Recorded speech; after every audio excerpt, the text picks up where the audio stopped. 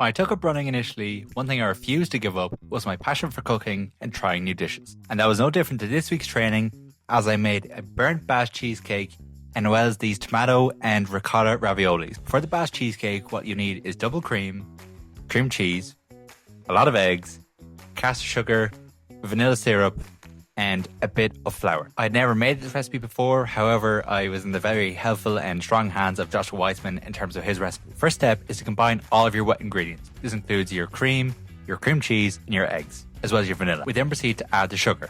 One thing that is unique about this recipe is the use of a stick blend. One of the key characteristics of a burnt Basque cheesecake is the creamy texture, and you achieve this by not incorporating too much air into the mix. Hence, by using the stick blender and not incorporating as much air into it as possible, so when you lift it up, you're not keeping the blender on. This ensures you maintain a creamy texture and that all the ingredients are incorporated. Next, we move on to incorporating the flour. It doesn't have to be 00 flour, it just so happened to be the flour I was using for the raviolis. And please, please, please sieve your flour. I used to never sieve my flour until I got caught with someone eating something I made and they had a big clump of flour in their mouth when they were eating it. It's definitely worth that little bit of extra washing up. Next, we just fold in the flour. However, I found it wasn't really coming together, so then I used the stick blender again. And as a belt and braces approach, I then sieved it again from the mix that was going to go into the pan. Mixture should be the texture and consistency of that of kind of paint or double cream. I'd be lying if I said it, I didn't hesitate when I was pouring this into the tin and just seeing how liquid it was, and whack it into your preheated oven at 200 degrees Celsius for 40 to 45 minutes until you get this characteristical jiggle when it comes out of the oven. I'm just about to make some really quick pasta studs for the following dish. So we need 300 grams of finely milled 00 flour. Then you're going to need 4 medium eggs or 3 large eggs.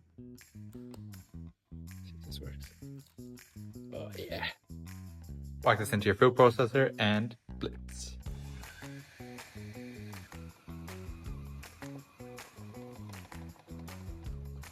And blitz essentially until you get a shaggy dough as such.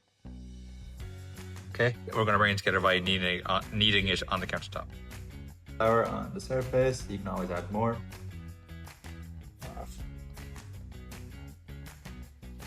How you want to, if you're dressed to go for a run, how you want to knead this essentially by pushing it away, essentially you're tearing the gluten strands and then bring it back on top of itself. So you go like this, essentially tearing it back on itself, twist, do the exact same thing again. Then keep twisting it from side to side. Okay?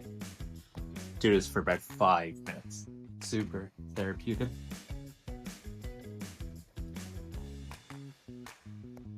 How it looks after 5 minutes of rolling. You can see it's very smooth, very supple as well. I did a pasta class in Rome. They taught us that when you make pasta from scratch, to know whether it's fully kneaded or not, or everything is fully incorporated, is essentially the touch test. And that if you press it in like this, it'll spring back, but it doesn't spring back the full way. So you can see there's a small indentation left, so that means that it's good to go. So you can wrap this up in cling film and leave it in the fridge overnight. We're also creating a confit of tomato and garlic for the sauce that goes on top of the raviolis. The kitchen started to get very busy at this stage and I had to roll out the pasta to roughly just 2 millimeters in density. The dough was an awful lot stronger than what I thought it would be, and it did take a while. However, I was very happy with the end product and used a bit of semolina on top to ensure it didn't stick to the countertop when I was rolling it out. Take all the garlic cloves out of this, and then we're going to put it into the ricotta. With the ricotta, we're going to put some lemon juice, lemon zest, salt, and pepper. Okay, there you have essentially whipped ricotta. So lemon juice, all of the garlic we had in here, mashed together to make one big lovely filling. My pasta making skills were definitely put to the test this time. However, they didn't come out too bad. I think I had a previous occasion where I made wontons from scratch. Whatever skills I learned obviously worked because not a single one of these exploded or burst when I was cooking them. So how I knew they were done is that essentially when all of them floated up to the top as they look here in the video. Whilst I must say it was a thoroughly enjoyable process making these, I don't know if I'd make them again. It took an awful long time from start to finish. Nonetheless, I'm very glad I know how to make them now. We then top these off with the sauce, which is the tomatoes, the confit garlic, some basil, pine nuts, as well as a sprinkle of pecorino.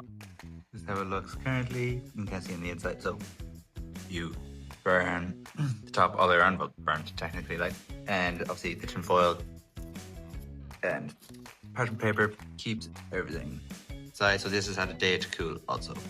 I thoroughly hope you enjoyed this video as much as I enjoyed putting it together for you. If you liked it, please subscribe and follow along for more.